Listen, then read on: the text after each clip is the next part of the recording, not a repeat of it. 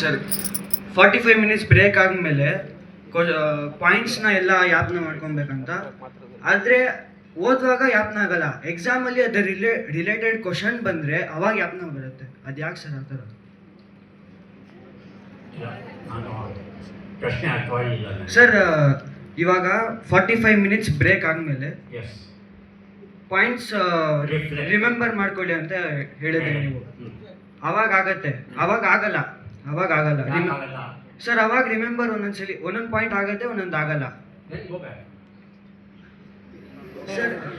ಅಲ್ಲ, ನನ್ನ ಕಂಡೀಷನ್ ಏನು, ಪರ್ಫೆಕ್ಟಾಗಿ 10 ಪಾಯಿಂಟ್ಸ್ ಹೇಳೋವರೆಗೂ ನೀವು ಪ್ರಾಕ್ಟೀಸ್ ಮಾಡಲೇಬೇಕು. ಬರಲೇಬೇಕು ನಿಮ್ಗೆ. ನೆಕ್ಸ್ಟ್ ಟೈಮ್ ಮಾಡ್ತೀರಾ ಅದು ಕನ್ಸಾಲಿಡೇಟ್ ಆಗಬೇಕು ಅಂತ ಡಿಸ್ಕಸ್ ಮಾಡಿ ಫ್ರೆಂಡ್ಸ್ ಜೊತೆ ಅಂತ ಹೇಳ್ತೇವೆ. ವಿತೌಟ್ ಸೀಯಿಂಗ್ ದಿ ನೀವು ಬರ್ಕೊಂಡಿರೋ ನೋಟ್ಸು ಟೆಕ್ಸ್ಟ್ ಬುಕ್ಕು ಬಿಟ್ಬಿಟ್ಟು ಮತ್ತೆ ಒಂದ್ಸಲ ಹೇಳಿ ಅಂತ ಹೇಳ್ತೀವಿ.